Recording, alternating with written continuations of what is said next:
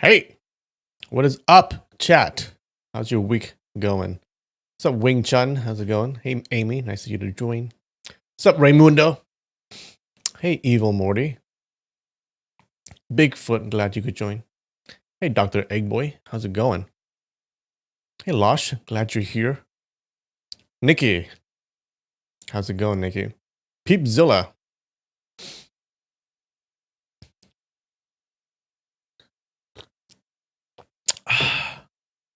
All right. Did you guys see this pretty sad story? Hey, Alexi. All right.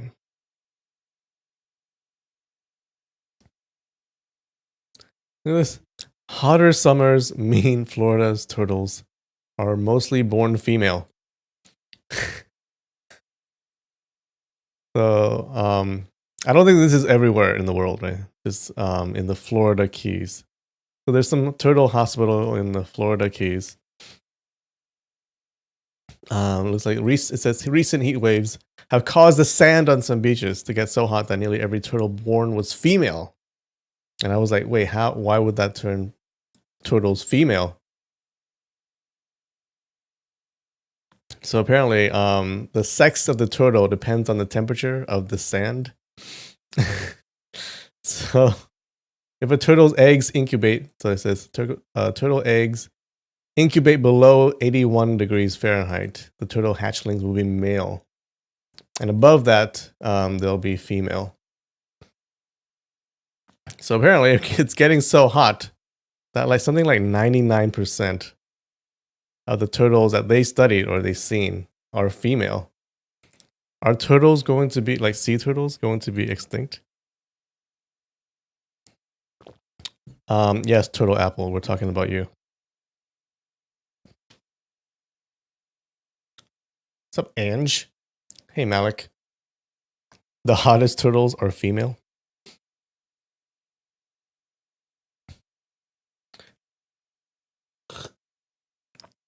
Like 99%, that's crazy. This was an Australian study, I guess. Yeah. So apparently, a lot of these turtles are turning female. And it's only going to get hotter each year, right? Are they going to go extinct? I like turtles. Yeah, me too. I think these are just sea turtles. So I guess other turtles are doing fine. Dun, dun. He only expected bad news. Okay. All right, today I have, these are, these are, it's, they're chips in the shape of Mount Fuji. I don't know why, but they are. So apparently there are different, I think they're chips. Actually, they may not be chips. There's something. They look like chips though. And it's different flavors. And they have like a poem or a little like nice description of each chip. So apparently there's red pepper, white sugar, turmeric, and barbecue. Mayonnaise and sesame, matcha, and purple potato. Yeah, there's a little poem for each. Purple potato, Mount Fuji, melting in the gradation of dusk. White sugar, Mount Fuji, wearing snow cloth descended from the heavens. All right, this better be good though.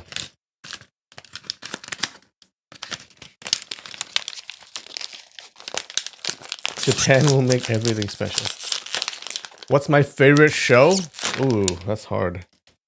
Well, the best show I'm watching now is The Boys. But I finished the latest season, so I'm gonna have to wait. My favorite show ever? Ooh, that's hard. That's very hard. I think Game of Thrones would have to be on that list, right? Yeah, even though I don't like the second half, but the first half is so good.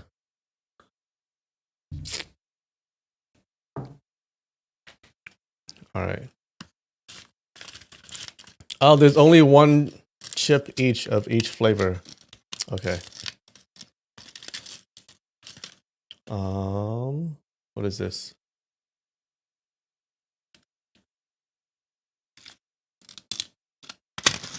I don't know. Zarame. What is zarame? Right, it's something with sugar. Oh, other crackers.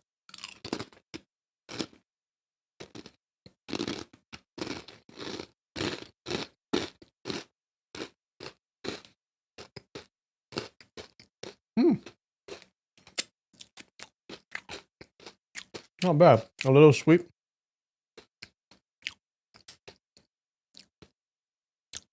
They're like crackers.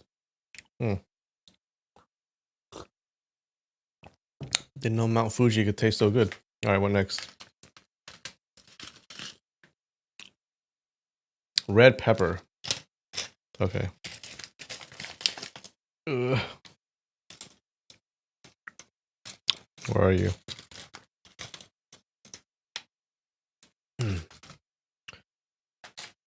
All right. Red pepper.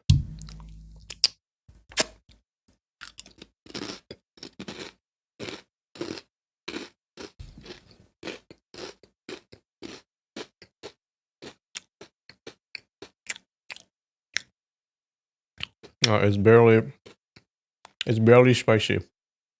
Not that spicy. You can't even be called spicy.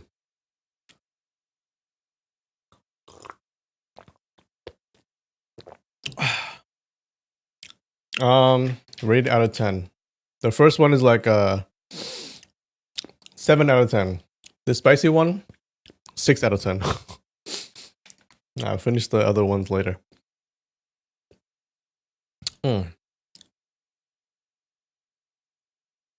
Most of Game of Thrones was excellent. I think the first half, like, how many Game of Thrones seasons were there? There were 8, right? 7 or 8? I think it was 8.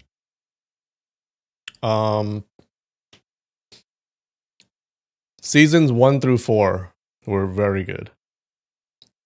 Seasons 1 through 4 were like I think the best seasons of a TV show I've ever watched. I could be forgetting some other shows, but it's so good. And then they just dropped the ball on the second half. It was so disappointing.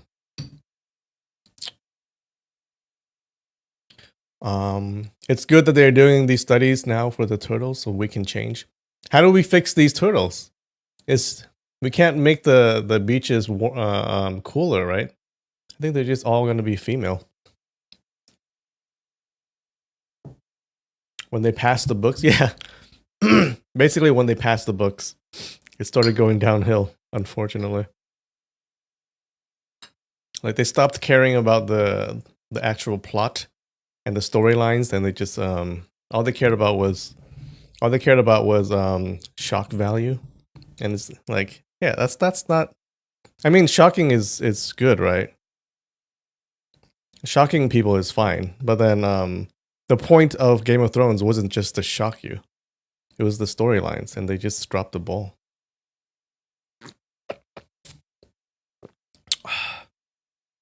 What time is it where I am? It is now 6:10. You know a way to cool the beaches? How do you do that?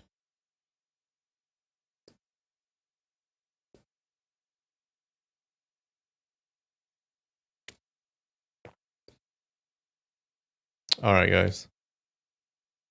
Let's do Wordle. Okay. This might be our last Wordle, okay?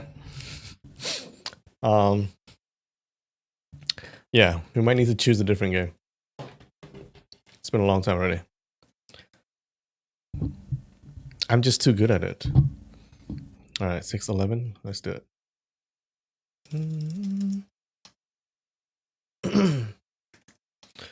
Array. Okay. TIU. What words have T, I, and U in them? T2. Tibu. Tibu. Tilu.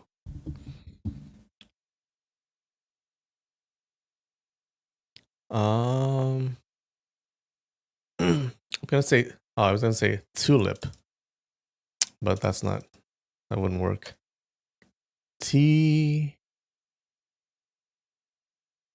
Tissue. Tight. Tim.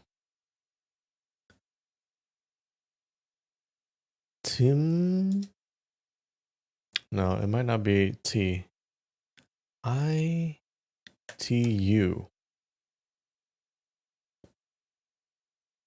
Bidu. Vitu. Vitro. In vitro? No, no R.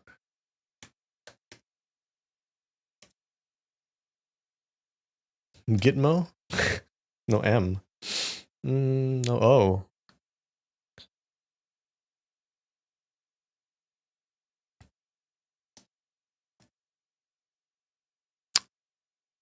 No P. But let's try it. Okay. Does it start with a T?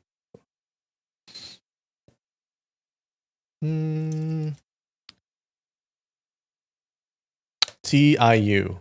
No. UIT. Fruit. No R. Fruit.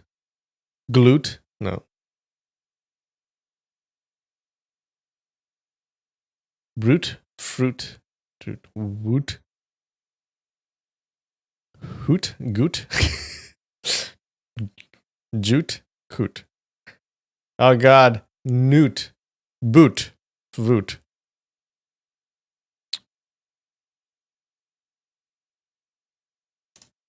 Fruit. I know that's not it. But at least we'll put the words, we may find the words in the right place. Oh! So U is here. Oh. F? IT? Wait.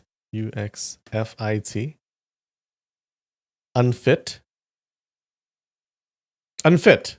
Upfit. Uckfit. Uxfit. Usfit. Udfit. Ugfit. Uffit. Kufit. Okay, I think it's unfit.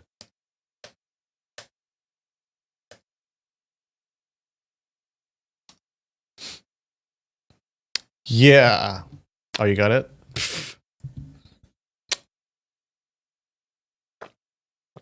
All right. Oh, someone got it first.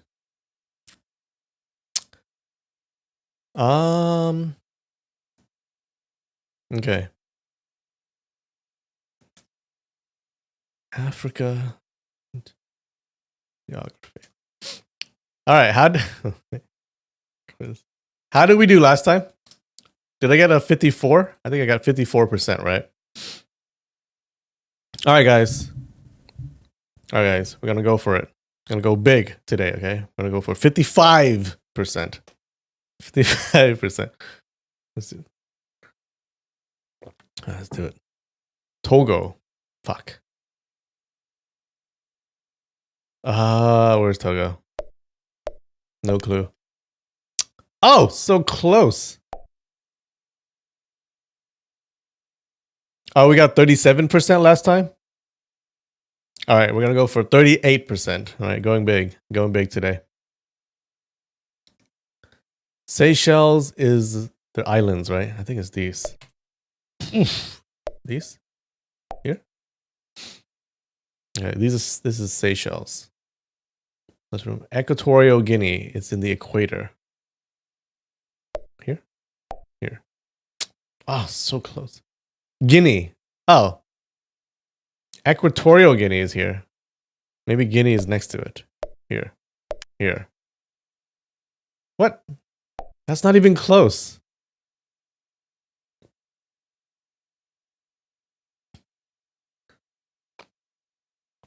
Africa is too big. Okay. Nigeria, it's one of these. Somalia here. South Africa. Okay. Chad. Oh, where's Chad? Is this one? Oof. Eswatini. What? No idea. Nope. Don't know. Tanzania. Don't know. Oh! I knew that. Morocco. Wait, did I double click? I knew where Morocco was. Damn it. Guinea-Bissau. Alright. Niger was this one, right? Eritrea. Is it here? Oof. Lesotho. Eritrea. Here? Here.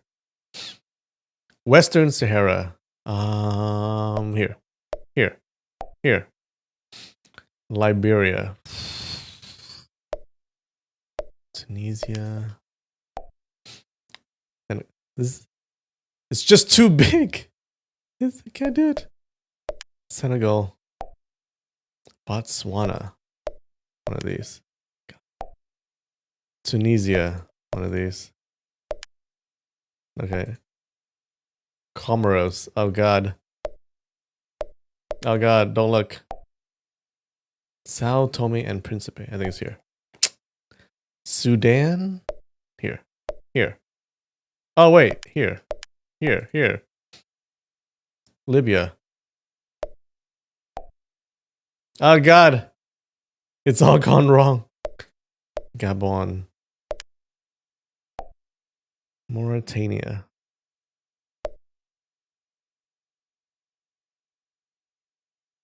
Am I doing worse than last time?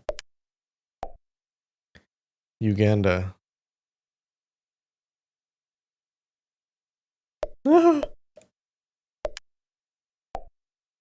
Alright, Cameroon. Cameroon. Ivory Coast. Oh, it's one of these. Here. Rwanda. Here.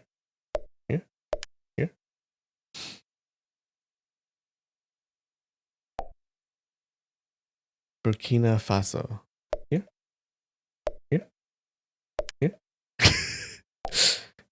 Namibia. Wait, was it this one? Ah, fuck. Egypt. Cape Verde. Is it here? Here. Gambia. What was this?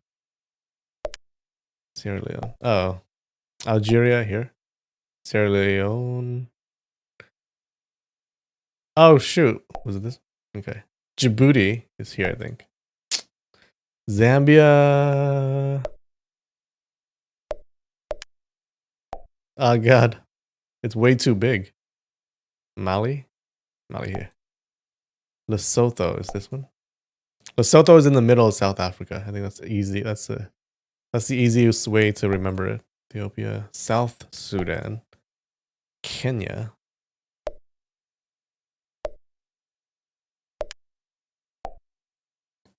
Burundi. What the hell is that?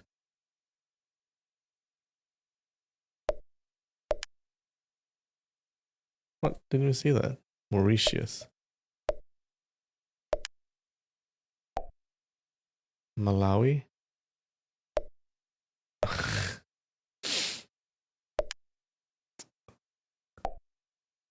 Gambia here. Ghana here. Angola here. Mozambique here. Probably the Congo. Madagascar. Central African Republic. This must be the central. Okay. Benin. Zimbabwe. Okay. Not bad. All right, better than last time. We had 37% last time. We're shooting for 38%. We got 40. Okay. You got 54? How?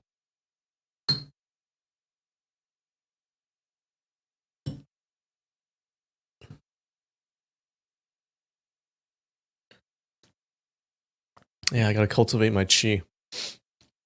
Okay. Anyways. Final boss, Chinese province. Oh, you wanted me to go that deep into it? Oof. Okay, I'll think about it. I was thinking Africa was the final boss.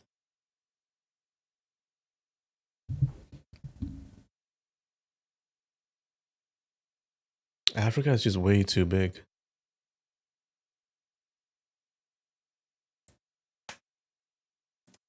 Way too big.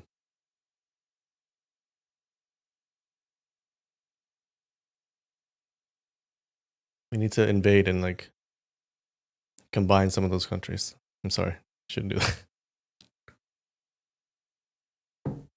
All right.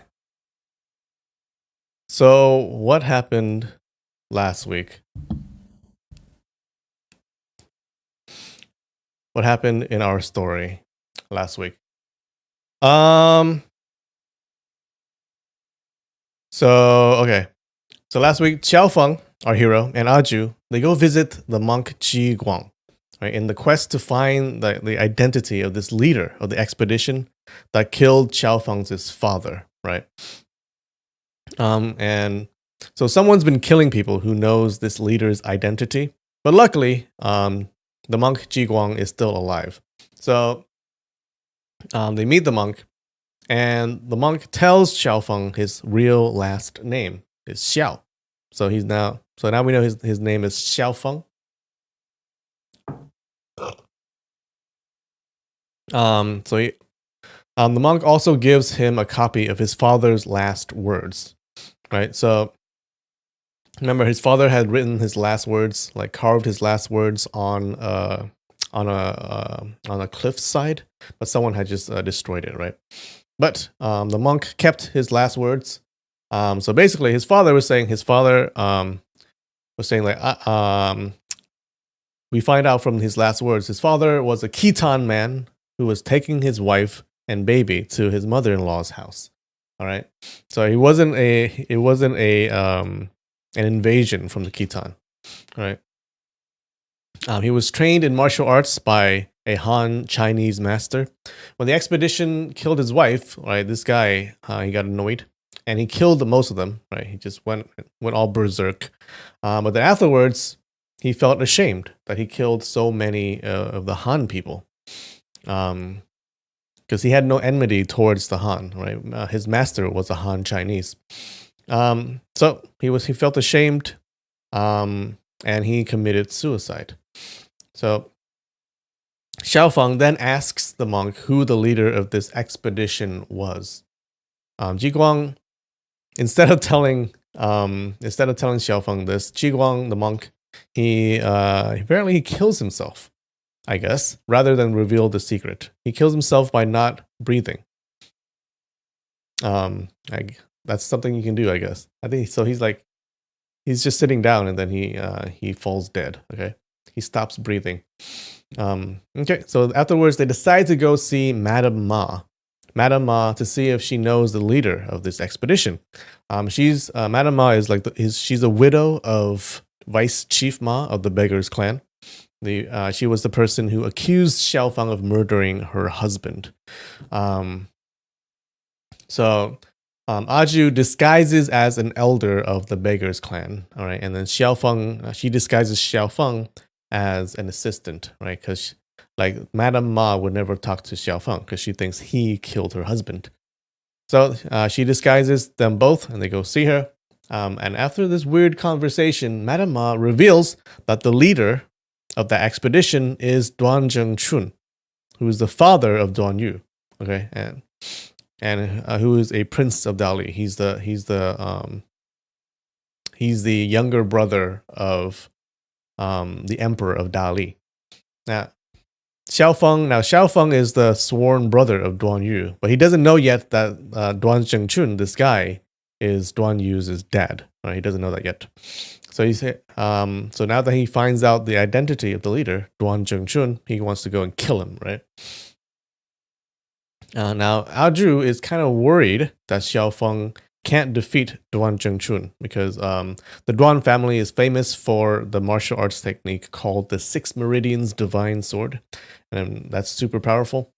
So she reveals that she had disguised herself as a monk and snuck into the Shaolin temple to secretly, to steal the secret manual called the Muscle Changing Sutra from the Shaolin temple. So apparently, with this martial arts, Xiao Feng would have a better chance fighting against Duan Zhengchun. But when they opened this secret manual, they find out that it's written in Sanskrit, and which they could not read. All right, so Xiao Feng keeps it under his clothing for later. And that's it.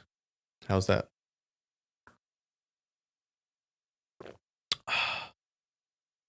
Are we done following Duan Yu? No. He'll come back.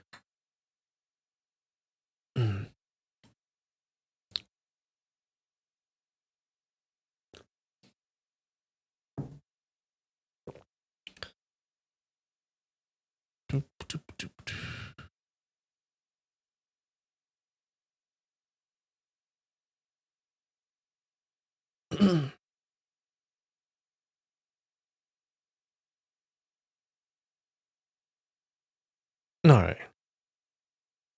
Chapter 22. Both eyes gleaming like the stars.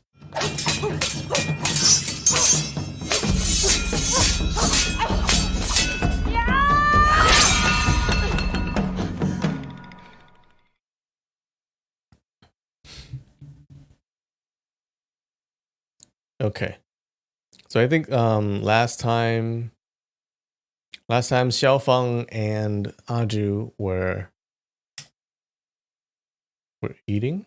Wait, what are they doing?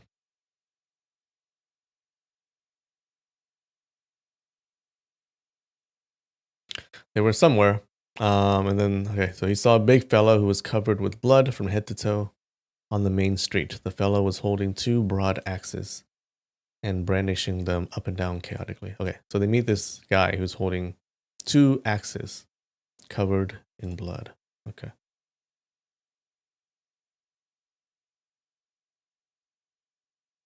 What's up, Hope? Glad you could join.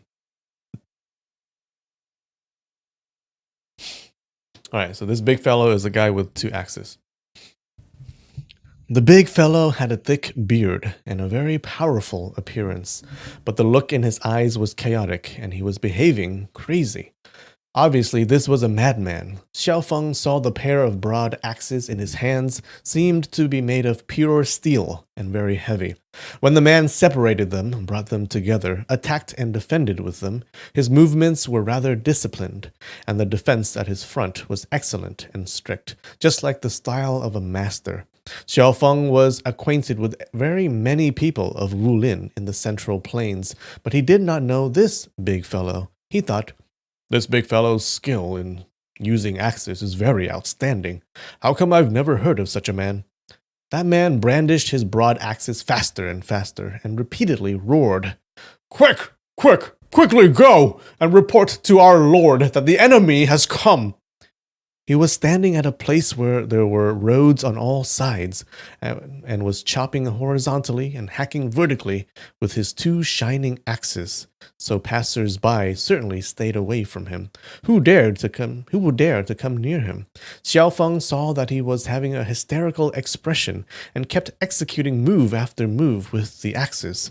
Gradually, he no longer had enough strength, but he desperately continued and only shouted, Brother Fu! Quickly! Retreat! Don't care about me! It's important to report to our lord! Xiao Feng thought, this man royally protects his lord. He's a brave man, but losing energy like this, he'll certainly suffer very serious internal injuries. He walked up to that big fellow at once and said, Old chap, can I treat you to a cup of wine? The big fellow glowered at Xiao Feng. Then all of a sudden he shouted, Prime villain! Don't harm my lord! As he finished, he raised the axes and brought them down towards Xiao Feng's head. Seeing that Xiao Feng was in an extremely dangerous situation, all the bystanders cried, Aiyo! Hearing the words prime villain, Xiao Feng was also startled. I and Aju are looking for the prime villain to get revenge. So the enemy of this man is also a prime villain. Even though he calls him the prime villain, that man may not necessarily be the one that I and Aju call the prime villain. Obviously. Anyway, I'm going to save him first, then talk later. He immediately moved straight forward and stretched out his hand to block an acupoint on the part of the ribs around his waist. Unexpectedly, even though this man had lost sanity, his martial arts remained intact, so he turned the axe in his right hand around and tried to hit Xiaofeng directly in the lower abdomen with the handle. This move was very effective and clever. Where Xiaofeng not very many times better than the man in martial arts, he would be hit by him. He immediately stretched out his left hand, grabbed the handle of the axe, and snatched it. Already very weary, how could that big fellow withstand that? His whole body shook, and at once he threw himself on Xiaofeng. Who would have expected that he would disregard his own life and want to perish together with his adversary? Xiaofeng moved his right arm over and gripped that man. He slightly exerted his power and rendered him immobile. All of the idle men who were watching for fun on the street applauded when they saw Xiaofeng subdue the madman. Half dragging, half carrying, Xiaofeng took that big fellow into the main hall of the inn. He pushed him down on a seat and said, "Old chap, drink first and talk later." Then he ordered the bartender to fetch wine. That big fellow fixed his eyes on Xiaofeng. Only after a good while did he ask, Are you a good person or a villain?" Xiaofeng was startled, not knowing what to reply. Aju laughed and said, "Of course he's a good person. I'm a good person too, and you're also a good person. We're friends. We'll go fight the prime villain together." The big fellow stared at her for a while, then stared at Xiaofeng for a while. It seemed he both believed and did not believe them. After a short while, he said, That prime villain?" Aju continued, "We're friends. Let's fight the prime villain together." That big fellow suddenly rose and said, No! The prime villain is very formidable. Quickly go report to the Lord and ask him to think of a way to hide. I'm gonna hold back the prime villain, and you're gonna report." As he finished speaking, he rose and grabbed the broad axis.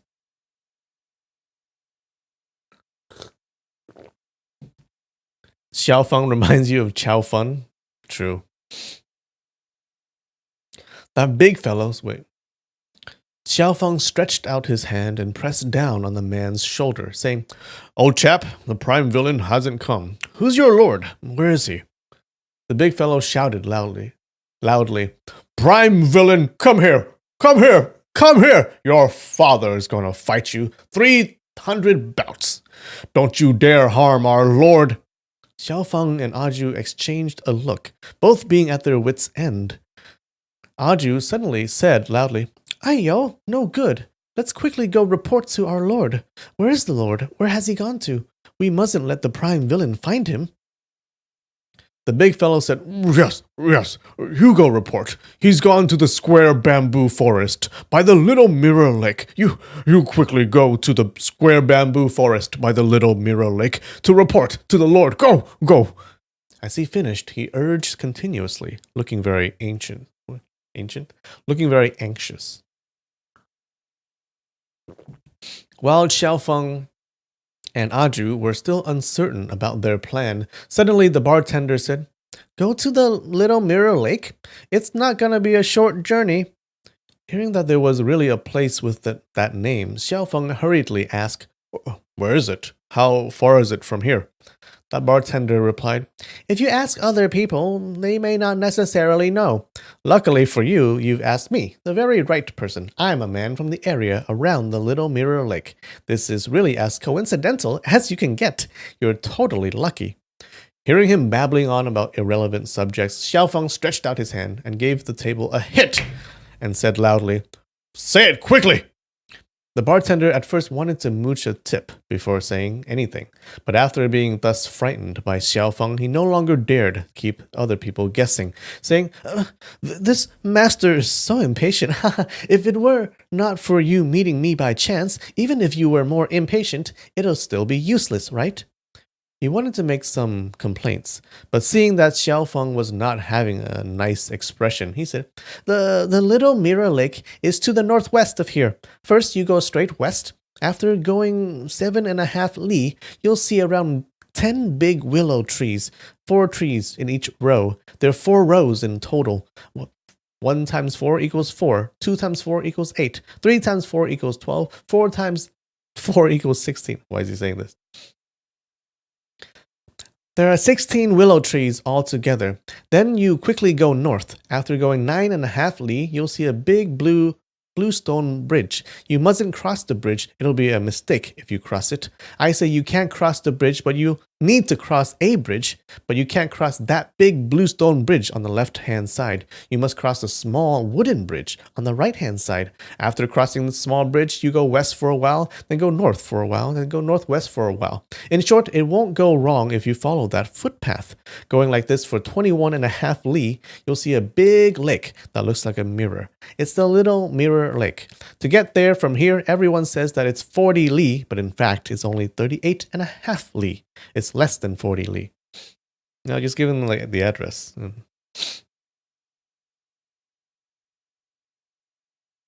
Who's gonna remember all that? Yeah, they need a GPS. Xiaofeng was able to repress his temper to hear the bartender talk until the end. Aju said, This big brother said it so clearly and plainly. 1 li is 1 coin. At first, I wanted to give you 40 coins, but it'll be a little bit wrong. How about not giving you? But I must give you. 1 times 8 equals 8. 2 times 8 equals 16. 3 times 8 equals 24. 4 times 8 equals 32. 5 times 8 equals 40. 40 li of road minus 1.5 li should be 38.5 li.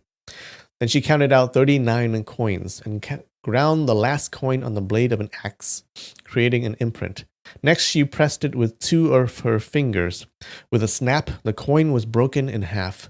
Then she gave the bartender 38.5 coins. Xiaofeng could not help laughing, thinking, This young girl is always up to mischief whenever she's got the chance. The big fellow was still glaring at them and repeatedly urged, Go report, quick! There's no time for delay. The prime villain is very formidable. Xiaofeng asked, Who's your lord? The big fellow mumbled, My lord, I mustn't tell people where he is. You better not go. Xiaofeng said loudly, What is your surname? The big fellow replied thoughtlessly, My surname is Gu. Aiyo, my surname isn't Gu. Xiaofeng became suspicious. Could it be that this man is playing some trick and deliberately luring me into going to the little mirror lake? Why is he both surnamed Gu and not surnamed Gu? He had another thought. If the enemy sends him to trick me into going, I'll most welcome it. I'm about to go find him. Even if the little mirror lake is as dangerous as a dragon's pool or a tiger's den, what's there for me to fear? He turned to Aju and said, Let's go to the little mirror lake and have a look and see if something happens. If this brother's lord is there, I think we'll find him. The bartender cut in. There's only a wilderness around the little mirror lake, nothing to see. If you too want to go sightseeing and widen your knowledge, I guarantee that the pavilions, terraces, and towers in the gardens of the rich families here will greatly expand your horizons. Xiaofeng waved his hand and told him to stop blabbering on. Then he turned to the big fellow and said, Old chap, you're very tired. Just rest here a little. I'm gonna report to your honored lord on your behalf that the prime villain will come in no time. That big fellow said, Thanks a lot. I, Gu, sincerely appreciate it. I'll stop the prime villain. I mustn't let him pass. As he finished, he stood up and stretched out his hands to lift the broad axes, but his strength had been used up, and his 2 arms were numb and aching. So after taking fast hold of the handles, he was unable to lift the axes up. "Have a rest, old chap," said Xiao Feng. After paying for the wine and the rent, he and Aju went out of the door. Following the words of the bartender, they went westward along the main road. After going 7 or 8 li as expected, they saw 4 rows of trees on the roadside. There were 16 big willow trees in total. Aju laughed and said, "That bartender is talkative, but there are good things in his garrulousness. Like this, we definitely won't go wrong, right? Oh, who's there?" She extended her finger and pointed to a willow tree. A peasant was sitting under the tree by leaning against it. His feet were being immersed in the muddy water in the ditch beside the tree. This should be just a common scene in the countryside, but one side of the peasant's face was being covered with blood, and on his shoulder was resting a glittering staff, which was made of refined copper and did not seem to be light. Okay, seems like there was some fight. Because we've seen 2 people covered in blood already.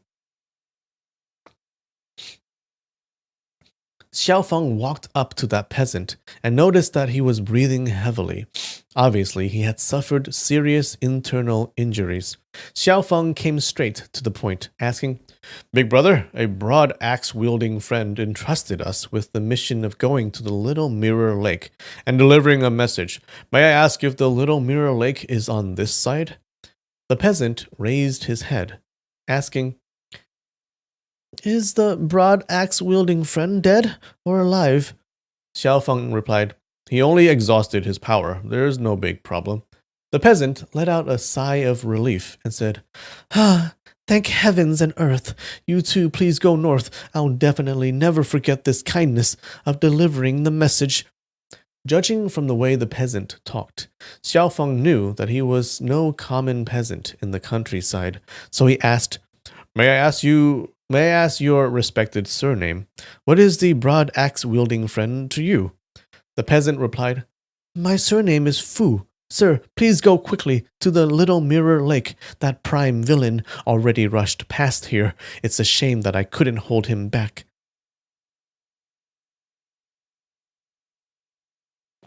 Definition of garrulousness? Uh,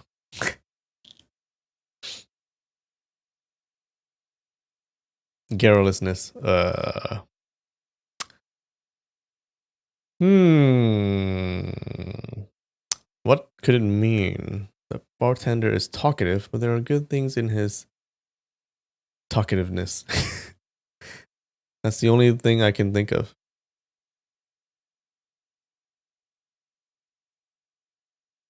Talkativeness? There are good things in his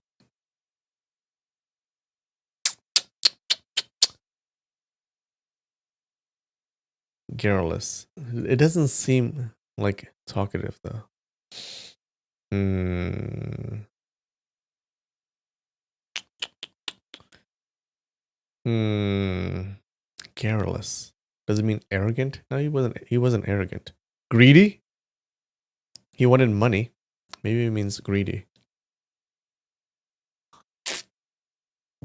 I'm gonna say talkative. I have a feeling that's wrong though. I'm just guessing. uh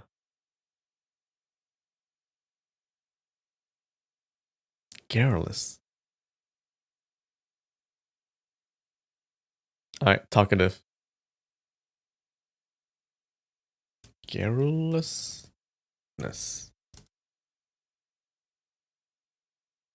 Garrulous. Daha! Excessively talkative, especially on trivial matters. Talkative. Damn. I'm so smart.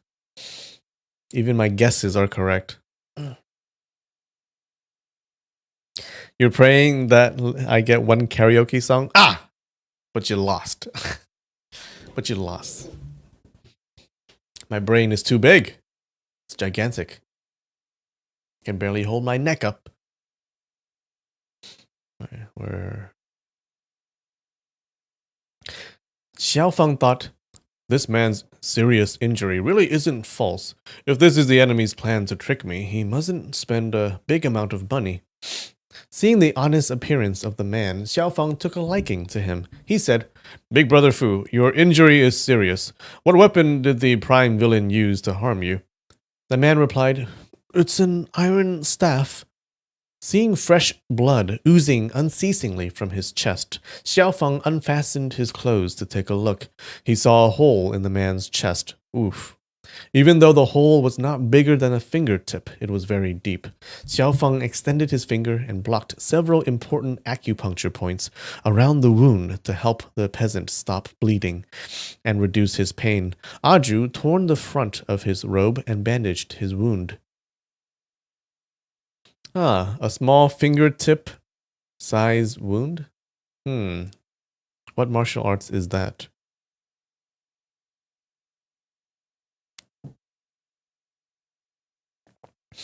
That man with the surname Fu said, I can't repay you two for this great debt of gratitude with words.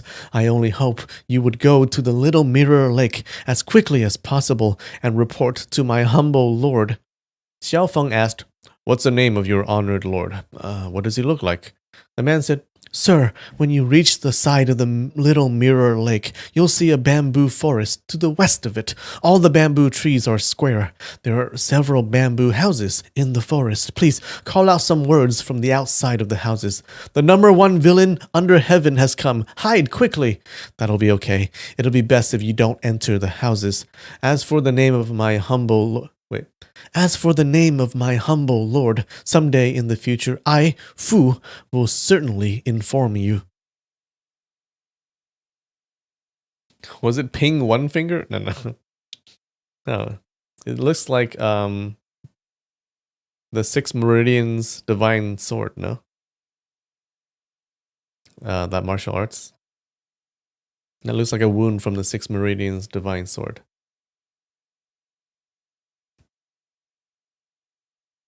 Xiaofeng thought, Who's the number one villain under heaven? Could it be that he's Duan Yanqing of the four arch-villains?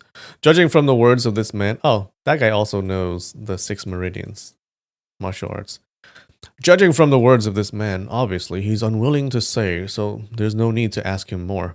However, this time he was no longer on the alert. He thought, if the enemies want to trick me into advancing, of course, every sentence would sound reasonable. They definitely wouldn't make me suspect. This man hesitates in speech and is unwilling to say the truth, so he doesn't have any ill will. He then said, All right, I'm gonna follow your instructions. The big fellow struggled to crawl up and then knelt down to express his gratitude.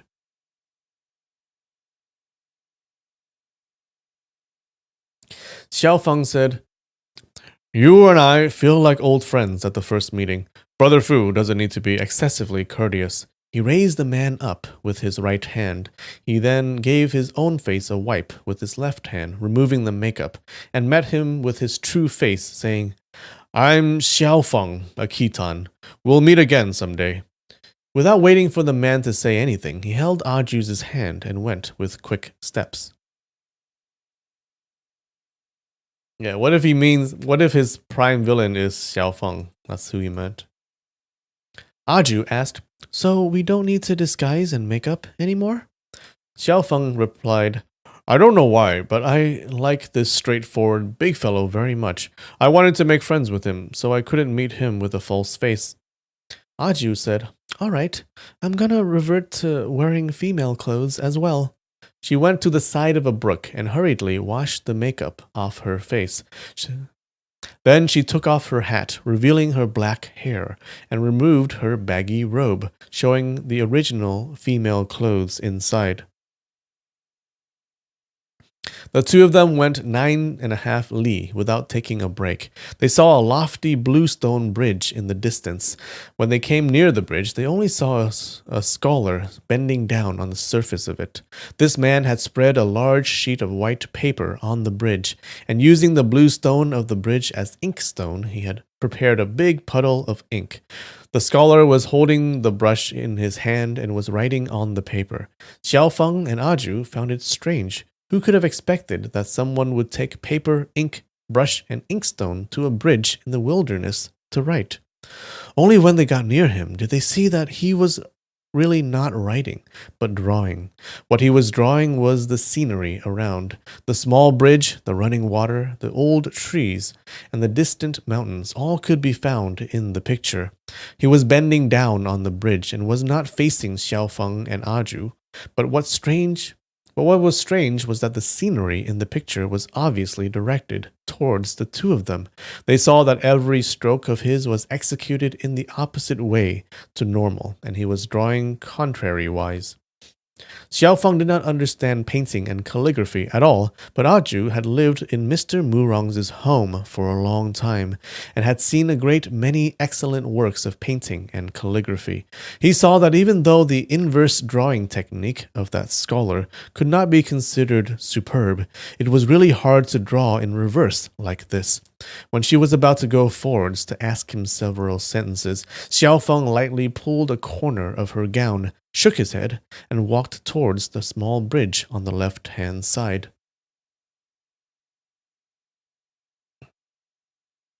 What do they mean by inverse drawing technique? How do you draw backwards? Every stroke was executed in the opposite way to normal. So instead of a brush going like this way, he'll go like this way? What does that mean?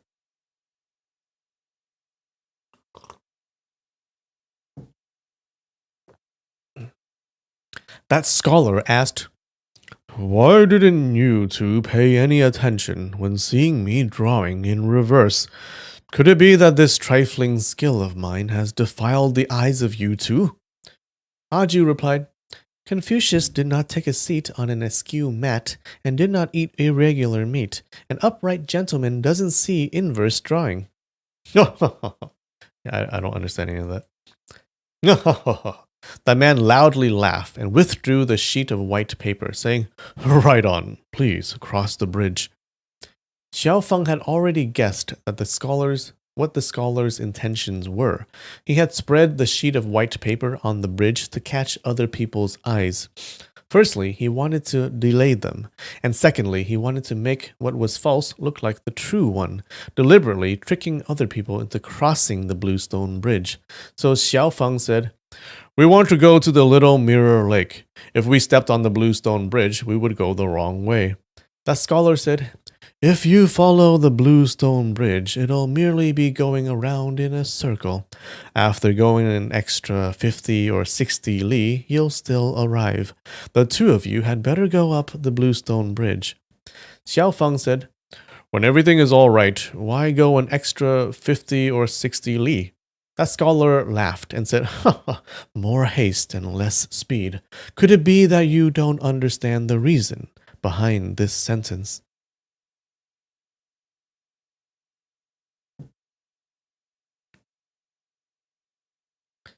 Define intentions? Like, what do you mean? Like, what do you intend to do? Like, what do you mean to do? Intention.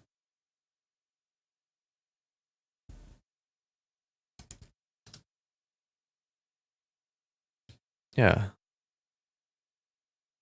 Aim, purpose. Yeah. Yeah, goal, target. Like, what you mean to do.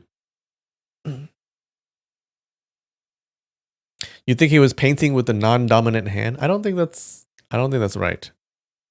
I think he was doing something different. I don't know.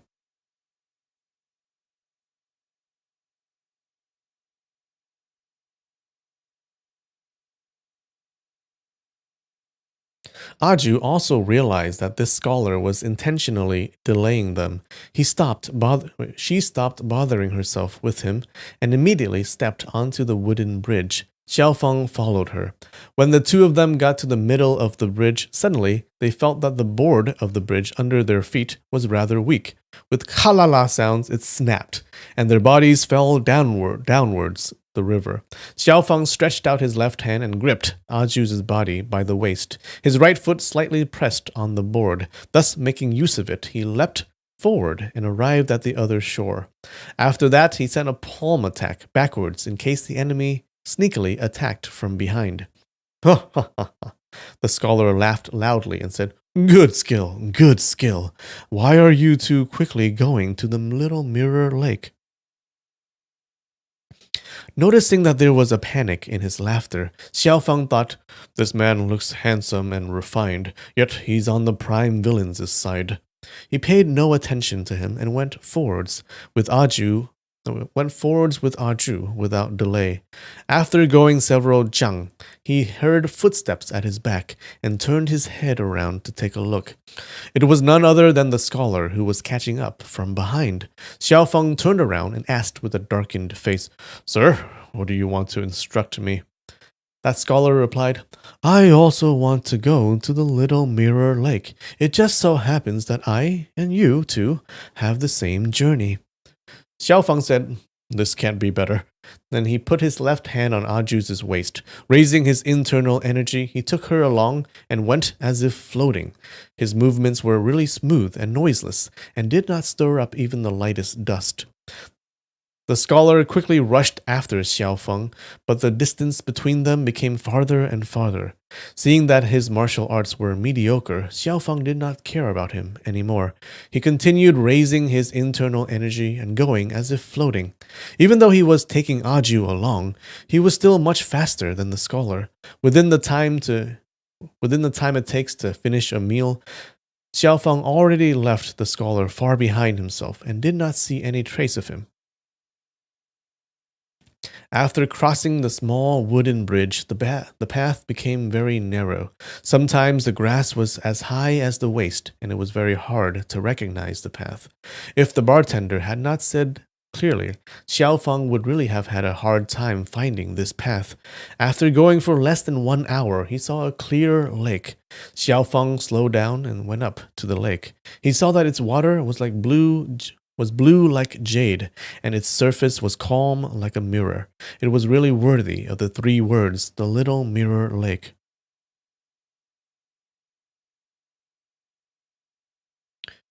When Xiaofeng was about to look for the square bamboo forest, suddenly he heard 2 sounds of chuckling in a thicket of flowers on the left of the lake. Then a stone flew out. Looking in the flying direction of the stone, Xiaofeng saw a fisherman who was wearing a large bamboo hat and was fishing beside the lake. His fishing rod had just lifted up a black carp when that stone arrived. Without the least bit of inaccuracy, the stone hit the fishing line squarely. A chi sound was heard. The fishing line was broken in 2, and the black carp fell back into the lake. Xiaofeng was secretly startled. The power of this person's hand is very strange. The fishing line is soft and isn't affected by blunt force. There's nothing unusual if missiles such as flying knife and sleeve-hidden arrows are used to cut it off, but obviously it was a round stone. Who could have expected that the fishing line would be broken by a round stone? This person's yin soft skill in using missiles definitely doesn't belong to the Central Plains. The person who had thrown the stone did not seem to possess high-level martial arts, but they had an air of intense evil. It was simply an unorthodox technique. Xiaofeng thought, this is probably a subordinate of that prime villain. Judging from the laughter, this person seems to be a young girl.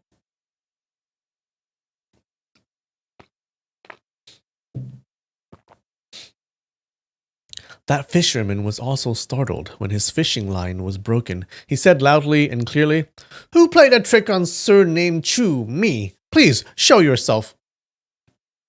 When several sounds, the thicket of flowers was split apart, and a young girl came out. She was dressed in all purple clothes and was only 15 or 16 years old.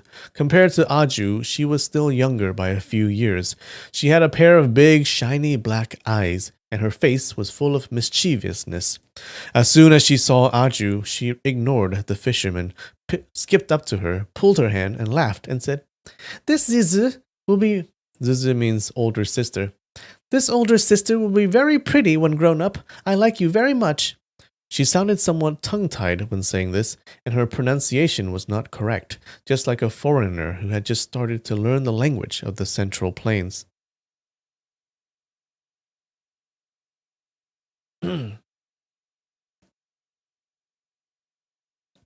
Seeing that the young girl was lively and innocent, Aju laughed and said, "It's just you who will be pretty when grown up. I like you even more."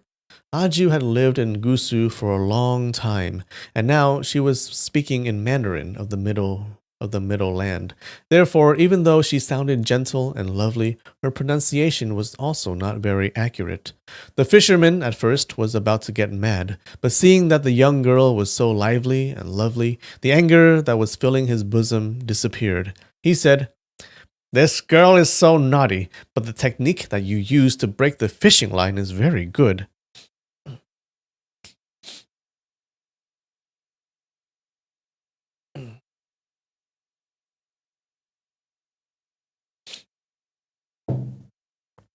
The young girl said, What's so interesting about angling? It's boring to death. If you want to eat fish, wouldn't using this fishing rod to jab at the fish be better?" As she finished, she received the fishing rod in the hand of the fisherman and conveniently gave the water a poke. The tip of the fishing rod pierced through the abdomen of a fish. When the fishing rod was lifted up, the fish was still writhing and twisting. From the wound, fresh blood fell into the green water, drop after drop. The red and the green served as foils to each other, looking bright and beautiful. But there was also cruelty in the beauty of the colors. Define determination? Oh, like like wait. Hmm. You're very determined to do something. Like you really um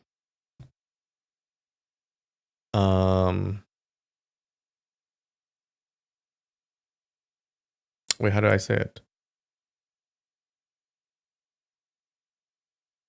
Like you're really determined to do something. Oh no. What's a synonym for determined?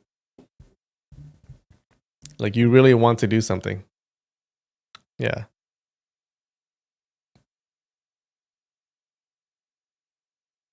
You're really oh god. Brain fart.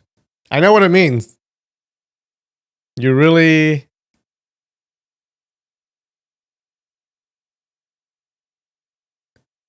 want to do something. You're really determined to do something.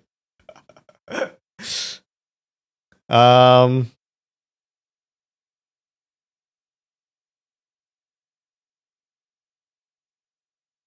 that's good enough, right? You really want to do something. You are goal oriented. Yeah, you're very willing to do something, I guess. Willing. That's a good word. You're willing to do something. You're very willing to do something. There you go. Determination.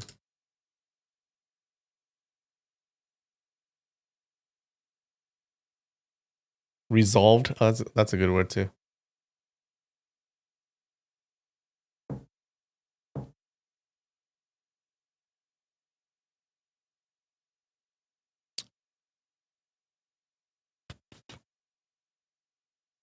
Determined.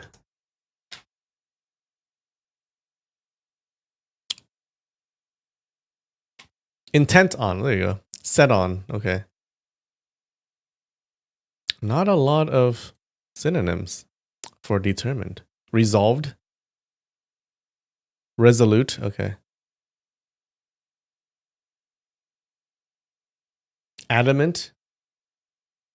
I think adamant is a little different, but it does show like it's a similar word, I guess.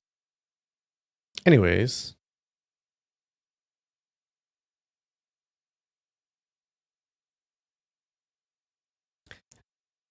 like you keep making YouTube videos but nobody watches your stuff. Yeah, that is determination.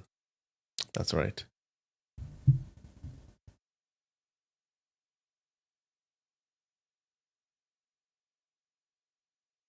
All right.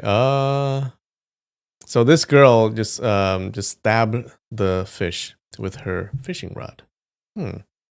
Xiaofang saw that when she executed this convenient poke, her right hand slightly bent to the left, then drew a small arc and thrust out from the right side. This move was rather clever and undoubtedly pleasing to the eye. However, if she used it to attack and defend when facing an enemy, she would be a little late. Xiaofang was really unable to guess what school or family possessed this martial arts technique.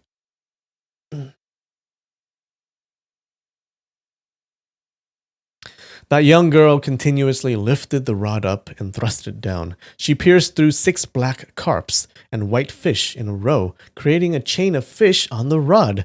Then she gave it a shake, flinging all the fish into the lake. With a displeased expression on his face, the fisherman said, "You're a very young girl, yet you act so cruelly. If you want to catch fish, then that's fine, but you stabbed dead the fish not for food. Why did you kill them for no reason?" The young girl clapped her hands, laughed, and said, "I like killing for no reason. What do you want to do?" Then she exerted herself to break the fishing rod in two with both hands. Unexpectedly, this fishing rod was very tough and firm, and the young girl was unable to bend it. That fisherman sneered, "You want to snap my fishing rod? It's not so easy." That young girl pointed to the back of the fisherman, saying, "Who's coming?" The fisherman turned his up. The old trick. The fisherman turned his head around to have a look, but he saw no one. Knowing that he had been fooled, he hastily turned his head back, but he was already a little late. He only saw his fishing rod fly off more than 10 zhang then, with a chi sound, pass into the center of the lake and disappear without a trace at once. Furious, the fisherman shouted loudly, "Where are you from, brat?" and stretched out his hand to grab her shoulder. The young girl laughed and said, "Help me," and hid at the back of Xiao Feng. The fisherman jinked sideways to come and catch her. His movements were light and neat. In a glance, Xiao Feng saw that there was an object in the hand of the young girl's. It seemed to be a transparent cloth and was indistinct. Xiao Feng did not know what it was. The fisherman rushed at her, but somehow he suddenly slipped and threw himself on the ground. After that, his body became a heap. Only now was Xiao Feng able to see clearly what the young girl had in her hand was a sheet of exceedingly thin silk fishing net. The silk threads were as thin as hair, and they were also transparent, yet they were exceptionally tough and pliable. Moreover, when they came into contact with something, they immediately contracted. In the fishing net, the more the fisherman struggled, the tighter it became. In a short while, he became a cylindrical, glutinous rice cake and was wrapped around by the net to the point of being immovable.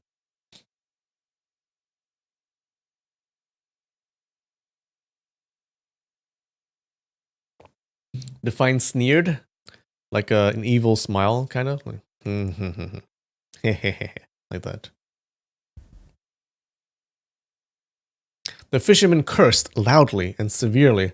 "Brat, what dirty trick are you playing? What are you plotting by using evil techniques to capture me like this?" Inwardly, Xiao Feng was astonished. He knew that the girl was not using any evil technique, but this fishing net was rather evil indeed. The fisherman kept cursing loudly. That young girl laughed and said, "Ha ha! If you curse another sentence, I'll hit you in the buttocks." The fisherman was startled and stopped talking at once. His face had swollen to a deep red. At that time, in the west of the lake, someone said from a distance, "Brother Chu, what happened?" Then a person went out along the lakeside path with quick steps. Xiao Feng saw that this man had a rectangular face and was between 40 and 50 years old. He was mighty in appearance, but was wearing rather rakish and informal attire, consisting of a light robe and a loose belt.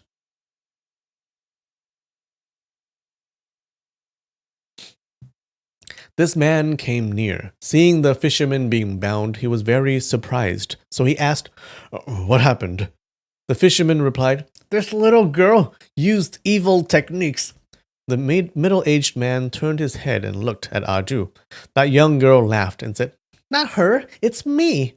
The middle-aged man uttered an exclamation of doubt, then stooped down, lifted the huge body of the fisherman up, and stretched out his hand to pull at the fishing net.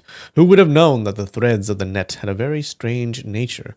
The more force he used to pull, the tighter the fishing net became, and so no matter what the middle-aged man did, he was unable to tie it. He was unable to untie it. The young girl laughed and said, "If you say to me, 'Miss, I've lost to you,' 3 times in a row, I'll set him free." The middle-aged man said, "You have offended..." This is the middle-aged man. "You have offended my brother, true. This won't have any good result." The young girl said laughingly, "Really? I just don't want any good result. The worse the result is, the more interesting it will be." The middle-aged man held out his left hand to grab her shoulder. The young girl suddenly slightly fell back and jinked towards one side to dodge. Unexpectedly, even though her movements were fast, that man was even faster. He slightly lowered his hand and caught her shoulder. All right, guys. Give me 5 minutes. I'll be right back.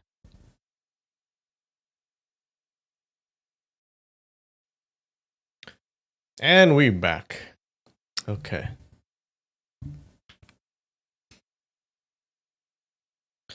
The young girl tilted her shoulder to get rid of his power, but the left palm of this middle-aged man seemed to have been firmly fixed to her shoulder.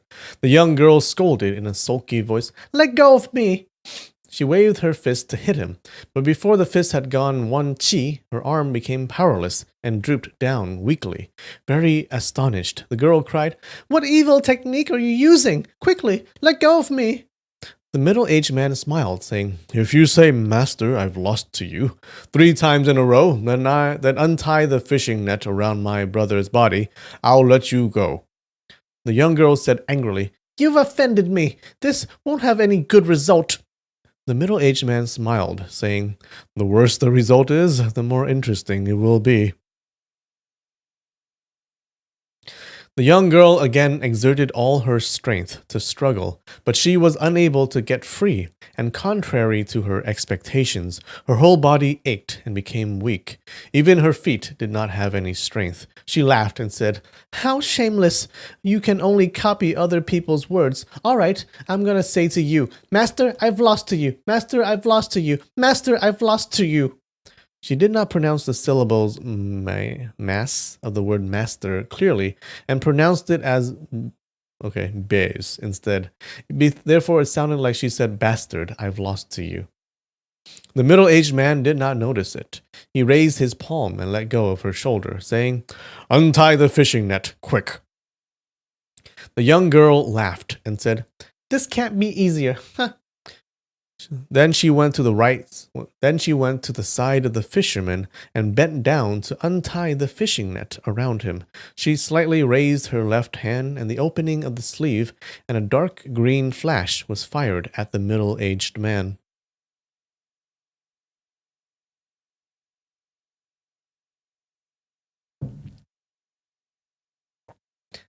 "Ah!" Aju cried in fear because she saw that the missile firing technique of the young girl was very vicious. Moreover, the girl, she shot a weapon at him. Moreover, the girl and the middle-aged man were just a small distance apart, so it appeared that it was impossible for the missiles to miss him. But Xiaofeng only smiled slightly, seeing that this middle-aged man tamed the young girl as soon as he showed his skill. Xiaofeng knew clearly that his internal energy was profound, and his martial arts were excellent. Therefore, these petty missiles naturally would not be able to harm him. Sure enough, the middle-aged man swung the sleeve of his robe and sent out a stream of internal energy, which pushed all of the cluster of green, thin needles aside. The needles then stuck in the mud beside the lake, one after another. Seeing the color of the thin needles, the middle-aged man knew at once that they had been suffused with an extremely fierce poison. As soon as this poison got into the blood of the victim, their throat would be blocked and they would die instantly. This was the first time he and she had met each other, and there was no enmity between them. Why did she use such a vicious move? Now, this little girl is bad news, it seems.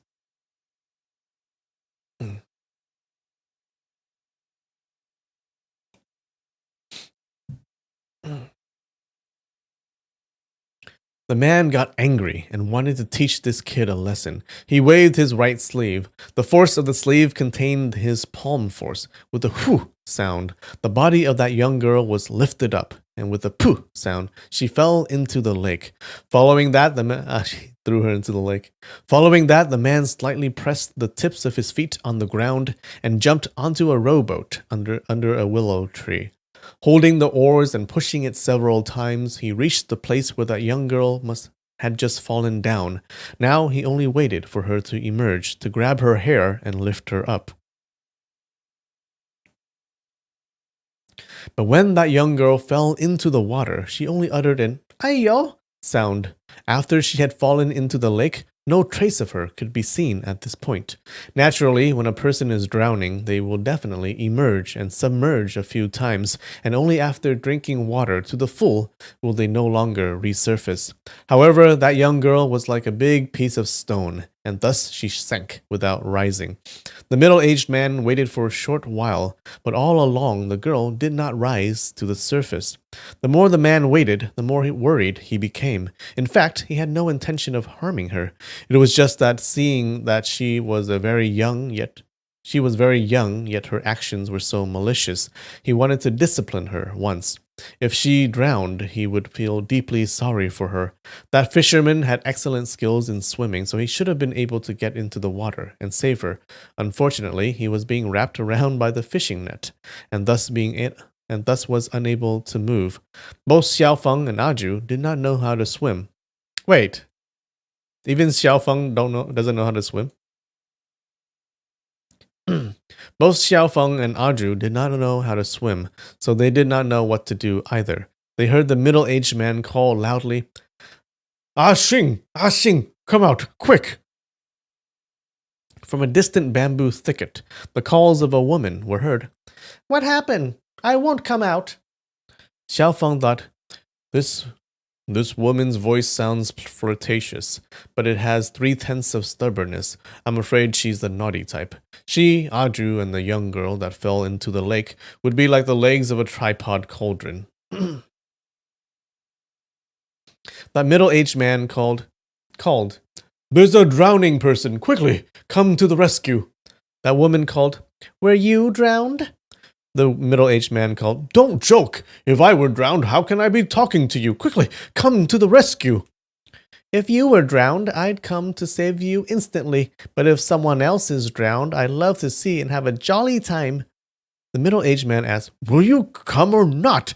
and repeatedly stamped his feet at the prow of the boat, looking exceedingly anxious. That woman said, "If that's a man, I'll save him at once. But if that's a woman, even if 100 women died, I'd only clap her." The voice sounded closer and closer. In a short while, she already got to the side of the lake. Xiaofeng and Aju looked at her and saw that she was wearing a greenish swimsuit which clung to her body, making her delicate waist become more obvious. She had a pair of big, shiny black eyes which were brilliant and sparkling like stars. The look in her eyes was very lively and nimble. It seemed as if with a pair of eyes alone, she was already capable of speech. The woman was beautiful, and the corners of her mouth resembled a smile without smiling. She was around 35 or 36 years old. When Xiaofeng had heard her voice and tone before, he had only thought that she had been 21 or 22 years old at most. He could never have expected that she would be a woman who was not very young at all. The swimsuit on her body was worn neatly. Perhaps when hearing that middle-aged man call her to the rescue, she had at once changed clothes, and while she had been teasing him, making him worried, she had changed clothes very fast.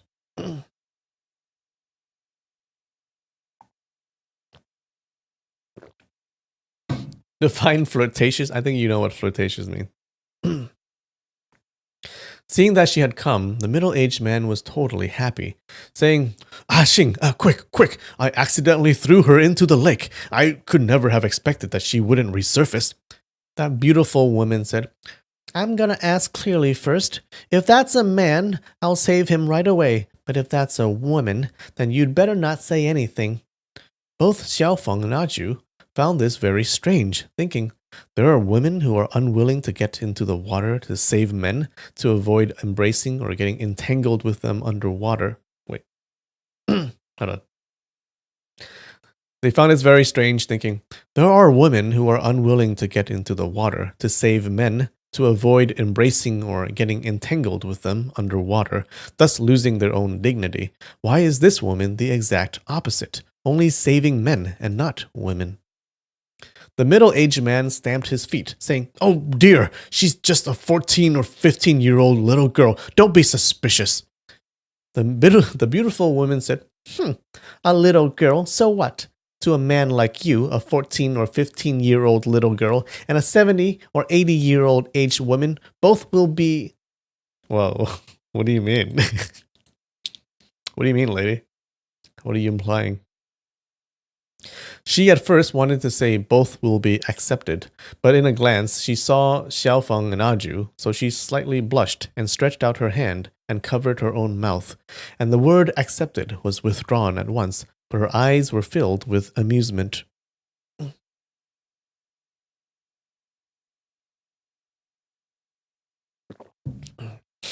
The middle-aged man took a deep bow at the prow of the boat, saying, "Ah Xing, please save her quickly. I'll follow everything that you say." The beautiful woman asked, "You'll really follow me in everything?" The middle-aged man hastily replied, "Yes. Oh, this little girl hasn't resurfaced. Could it be that she has already died?" "If I ask you to stay here forever, will you also follow me?" An awkward expression appeared on the face of the middle-aged man. He said, This. I'm beginning to know who this middle-aged man is." The beautiful woman said, Even if you said it without keeping your words and only sweet-talked to make me happy for a short while, it'll be good enough for me. Yet you're unwilling to do even such a thing." Wait. Yet you're unwilling to do even such a thing. When she said up to here, her eyes reddened and her voice was somewhat choked with emotion. Xiaofeng and Aju looked at each other. Both of them found this strange. This man and this woman were no longer young, but their words and actions were the same as those of passionate young lovers. Also, they did not look like a husband and a wife, especially that woman, for in front of strangers she was still showing no restraint in conversation. And while the life of a stranger was hanging by a thread, she was still talking about these matters of no urgency. It's been like 10 minutes already since the girl fell into the water. Yeah, she's dead. She might be long gone by now. And they're still talking. The middle-aged man let out a sigh and rowed the rowboat back, saying, Forget it. There's no need to save her. This little girl used poisonous missiles to sneakily attack me. She deserves to die. Let's go back." That woman tilted her head, saying, "Why no need to save her? I'll still save her. She shot missiles at you, right? That's very good. Why didn't she shoot you dead? What a pity, what a pity."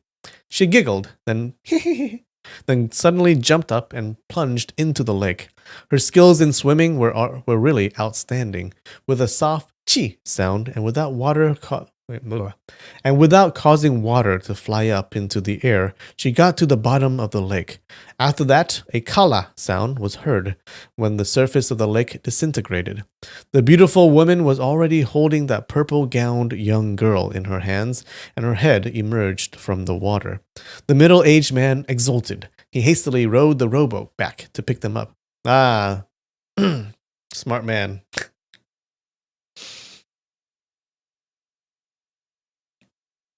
After the middle-aged man had come near the beautiful woman, he stretched out his hands to receive the purple-gowned young girl.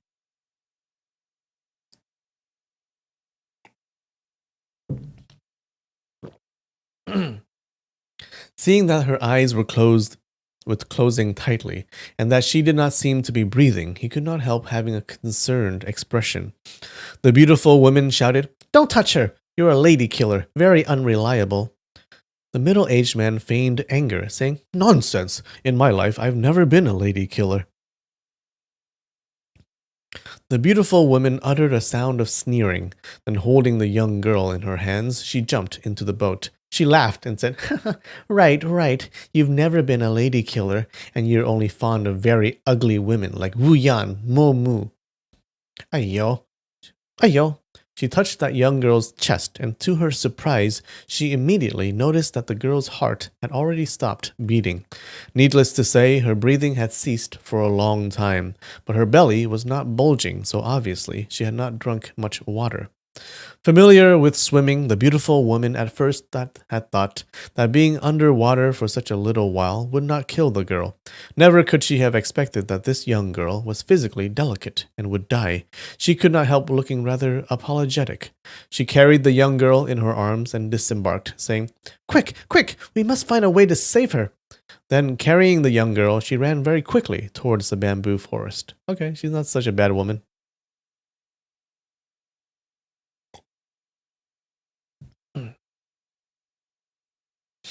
The middle-aged man bent down, lifted the fisherman up, then turned to Xiao Feng and said, Brother, may I ask your exalted name, and the noble purpose of your arrival at this place? Seeing that he had a natural and graceful bearing, and that despite the young girl's tragic death, he was still so imperturbable, Xiao Feng secretly admired him. He replied, I am Xiao Feng, a Khitan. I was entrusted by two friends with the task of going here to pass on a message. Of course, there was no one in Jianghu who did not know the name Xiao Feng, but he already knew his real surname, so at this moment he called himself Xiao Feng. And adding the two words a Khitan, he had stated his own origin straight out. The middle-aged man was undoubtedly very unfamiliar with the name Xiao Feng. Oh, come on, you don't know?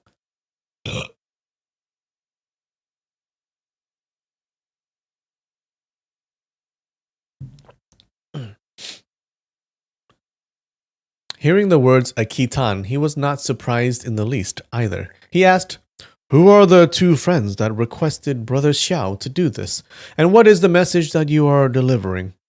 Xiao Feng replied, One wields a pair of broad axes, the other wields a copper staff, and calls himself surnamed Fu. Both of them are injured. Frightened, the middle-aged man asked, How are these injuries of the... Wait, how are the injuries of these two?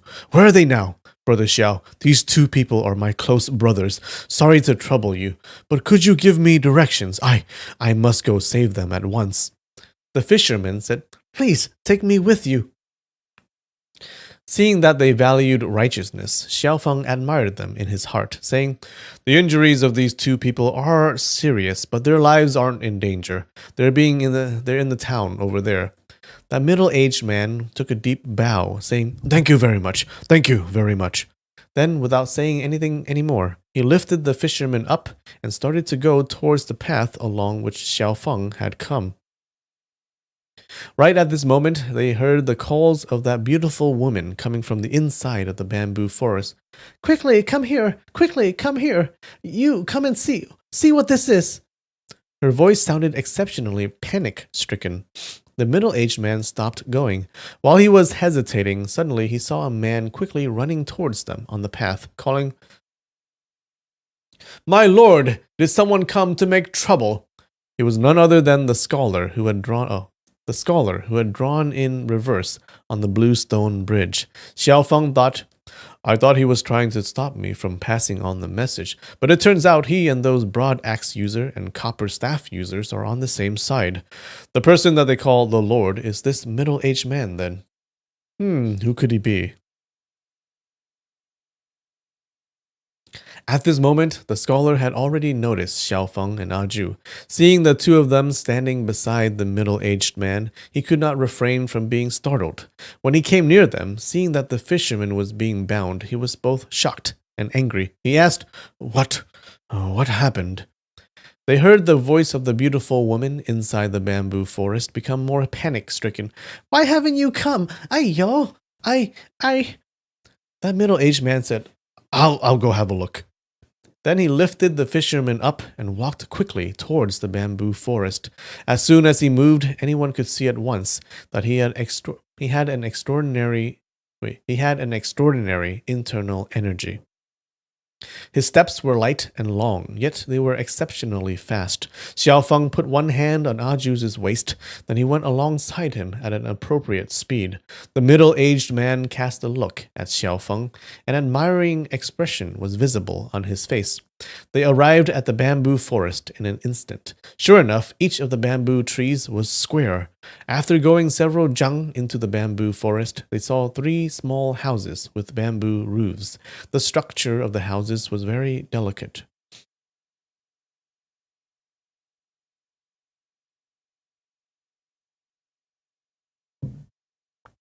Hearing footsteps, the beautiful woman rushed out, crying. Oh, is my font too small? Oh, that's too big.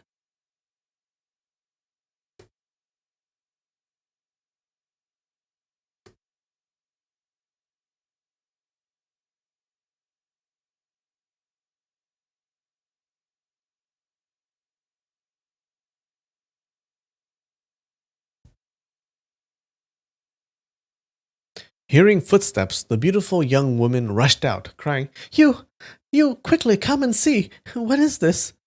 She was holding a gold lock in her hand. Xiaofang saw that this gold lock was a common piece of jewelry for women, and there was nothing special or unusual about it. That day, when Aju was injured, Xiaofang took Vulnerary out from her bosom and saw a gold lock, which looked almost the same as this lock. Unexpectedly, when the middle-aged man looked at the gold lock several times, his face changed colors greatly at once. He asked in a quavering voice, Where did you get this? The beautiful woman replied, I took it from her neck. I once drew a mark on their left shoulders. You go and see yourself. As she finished, she wept without being able to make a sound. The middle-aged man quickly rushed into the house. Aju was also slightly shook her body and rushed in. She was even a step ahead of the beautiful woman. Xiaofang followed behind that woman to go straight into the inner room. He saw that it was the bedchamber of a woman with delicate and elegant furnishings. Xiaofang had no time to scan, but he saw that purple-gowned young girl lying flat on the bed, stiff and motionless. She was already dead. The middle-aged man pulled the sleeve of the young girl up and looked carefully at her shoulder. After taking a look, he immediately pulled the sleeve down. Xiao Feng was standing at his back, so he did not see what the mark on the shoulder of the young girl was. He only saw that the back of the middle-aged man was continuously trembling. Obviously, his mind was in a state of extreme discomposure. The beautiful woman grabbed the middle-aged man's robe and wept, saying, She's your own daughter, yet you killed her with your own hands. You didn't bring her up, yet you killed her. You're such a heartless father. Oh my god. That's his daughter? And he doesn't know? Xiao Feng was very astonished. What? This young girl is their daughter? Ah, that's right. Probably not long after giving birth to this young girl, they put her under a fosterage elsewhere. Both this gold lock and the mark on her left shoulder are the marks of identification that her parents left her. Suddenly he saw tears streaming down Aju's face, and her body shaking slightly and leaning towards the bed. Xiao Feng was frightened. He hurriedly held out his hand to support her. When he stooped down, he saw the eyeballs of the young girl lying on the bed slightly move.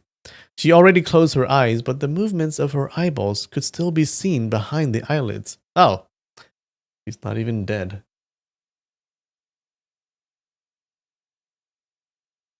Caring about Aju, Xiao Feng only asked, What's wrong?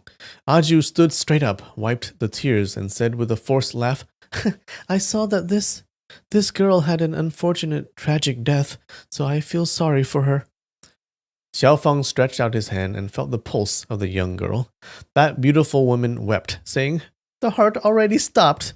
The breathing has already gone too. You can't save her life. Xiao Feng slightly channeled his internal energy, pushed it on the wrist of the young girl, then immediately loosened his grip. He felt an opposing stream of internal energy emerge in the body of that young girl. Obviously, she was channeling her internal energy to resist. Xiaofeng laughed loudly and said, "It's really rare to see such a naughty girl in the world." That beautiful woman said angrily, "Who are you? Quickly, get out of here. My daughter has died. What nonsense are you talking here?" Xiaofeng laughed and said, "What if I can bring your dead daughter back to life?" He then stretched out his hand and thrust an acupuncture point on the waist of the young girl. His finger attack hit the Jingmen acupoint on the waist of the young girl. This point is at the end of the last rib of the human body. Xiaofeng passed his internal energy into the acupoint, immediately making the girl feel unbearably tingly and itchy.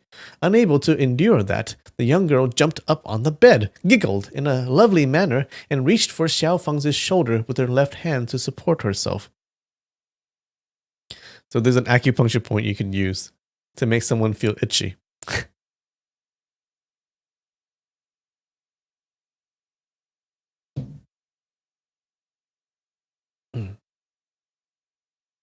Seeing the young girl come back to life from death, all the people in the room were both surprised and happy.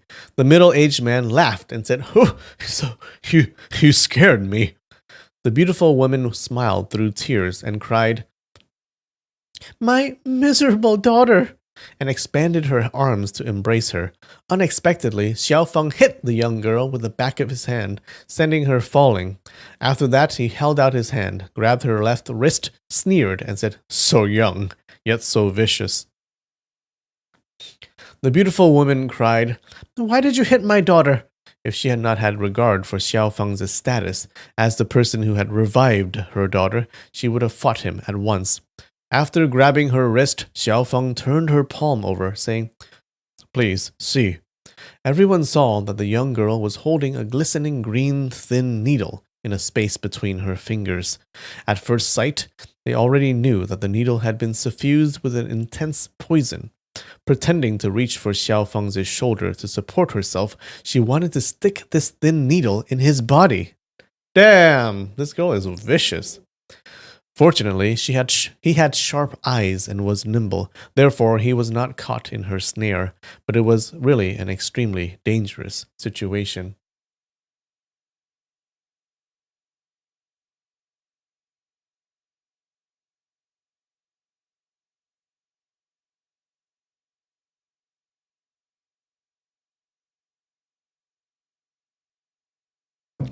This palm attack only made one cheek of the young girl swell up considerably. Xiaofeng certainly did not use all his power. Otherwise, her skull would have been shattered into small pieces easily. With her wrist being gripped, it was already too late for her to hide the poisonous needle, even if she wanted to. Moreover, the left side of her body was powerless, aching and tingling. Suddenly, her small mouth twitched slightly, and she wept loudly, crying, "You bully me! You bully me!" And we're gonna stop there. Okay, we're halfway done, so. Uh, did you guys like the chapter?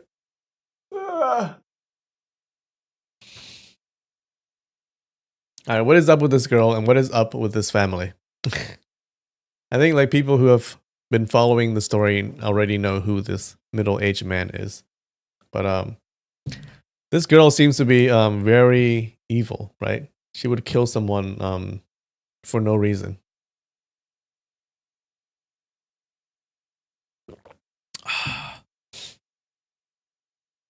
Alright, guys.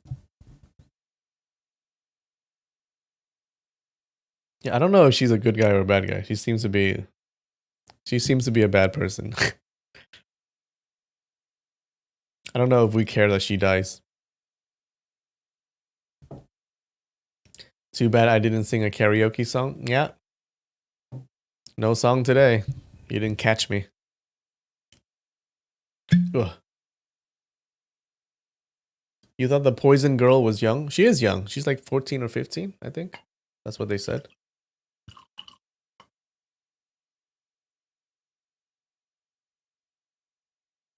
Oh, are we talking about the different girl? The poison girl from the beginning? What was her name? She's a different girl. This one, I think this one is a different girl than her. Yeah, Zhongling from the beginning. She's a different one than this one. All right, guys. Cheers.